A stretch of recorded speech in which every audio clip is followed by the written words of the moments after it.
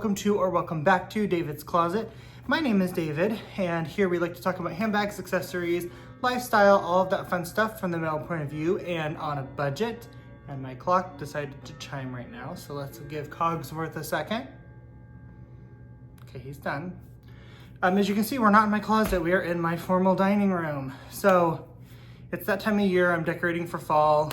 I don't really have a lot of bag content to create right now, nor do I have the time because I need to dedicate the time to get this house switched over. So I decided to go ahead and do just a little decorate my dining room with me, and I'll kind of show you guys my decorations, how I do it. You can kind of see the process of this table.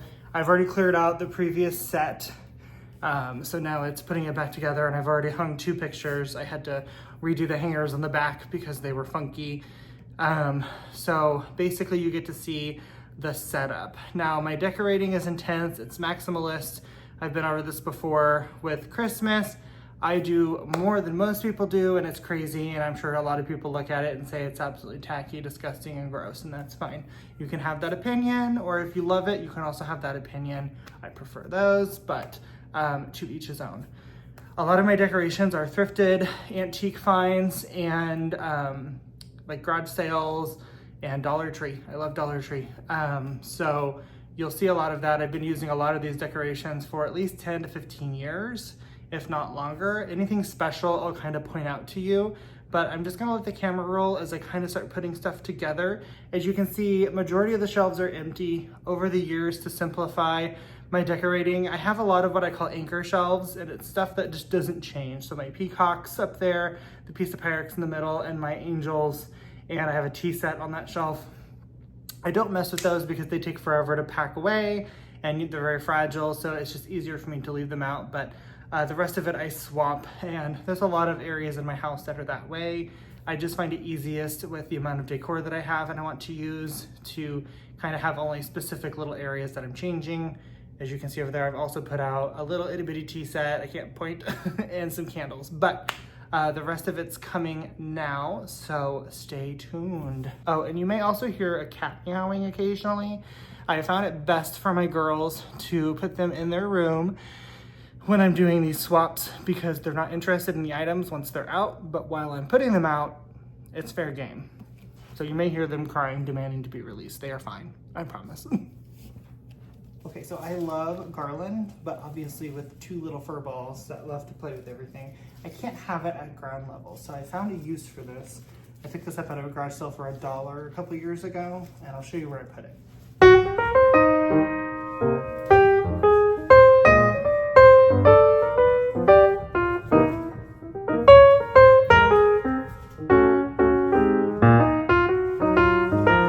Also have this beautiful vintage bowl with these mini bowls. It's one of those serving sets that's supposed to have like a metal piece where you can have dip here hanging off the side. I got this for $8 probably 15 years ago at Goodwill of all places, and it's orange, so I use it for fall. Another pro tip is I just take a blanket while I'm decorating and lay it down on my table so I can spread everything out without scratching the table. Here is another load of things to go through. The majority of this is vintage Pyrex that I've had forever. And this pattern is actually called like spring flowers, but it's like a mustard yellow, orangey color. So I use it for fall, but technically it is a spring pattern.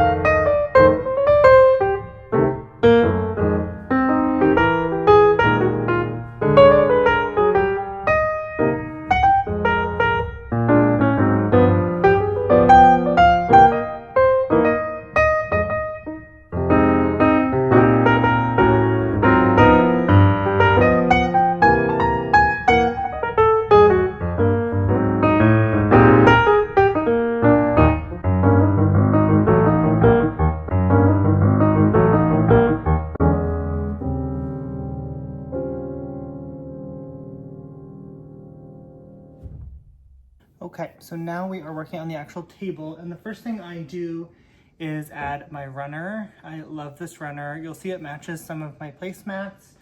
I got this at Dollar General for like $5, like 3 or 4 years ago, and actually longer than that, probably like 10 years ago, and I absolutely love it. My table is, I believe, 96 inches long.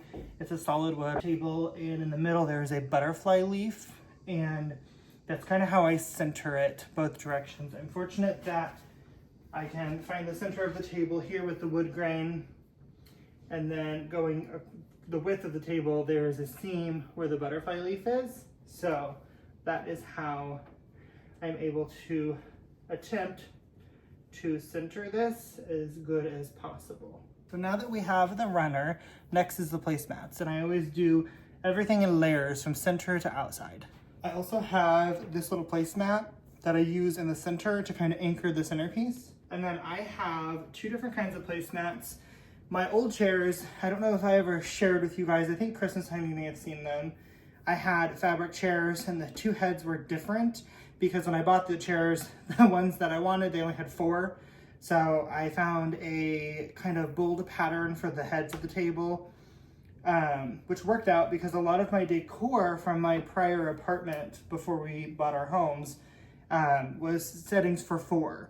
So I have these that are quite literally 20 years old. I bought them at Dollar Tree 20 years ago, not kidding you, and I absolutely love them, and I can't find them anymore, but Dollar General had these a couple of years ago.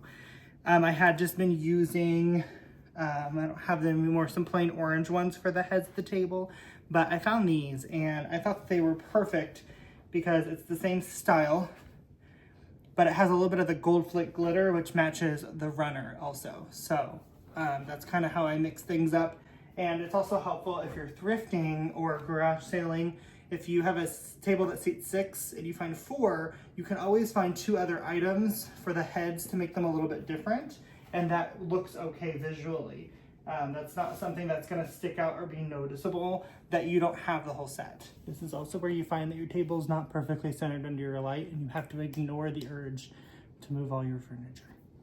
So napkins is next, and I've had these forever, probably for about 8 years or so, and I love them, but I did find these from Hobby Lobby this year, and they're just green, and there's something about them, I think, that I love them.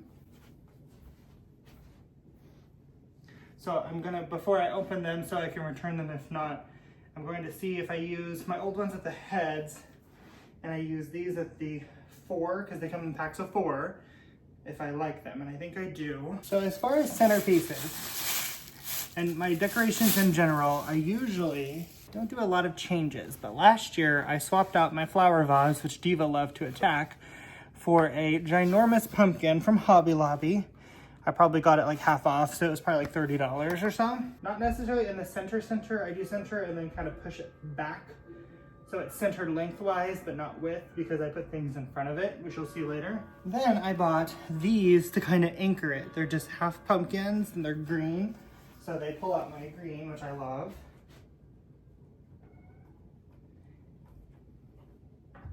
And what you do is you just kind of rest them against the side of the pumpkin, kind of how you would see them in nature, I guess.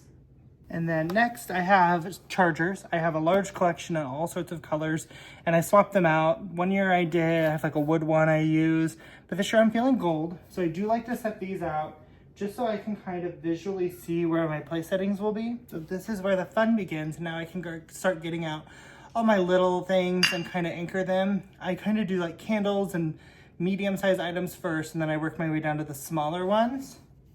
So I have these candles I bought forever ago, and I like to just start with placing them somewhere. Sometimes I do more towards the center, some years I do this. This year, that's what we're doing. Then I have these amber colored candlestick holders, same thing. Try to just kind of place them at the same spot, you know, on the other side. I'll have to adjust those candles later so they actually fit in holder. Next I have these two just wine-like bottles, again from Dollar Tree, forever ago. And I have these bowls, a green and a purple color. As I said earlier, I like to pull purple in, and I got these for like $1 at a garage sale years ago.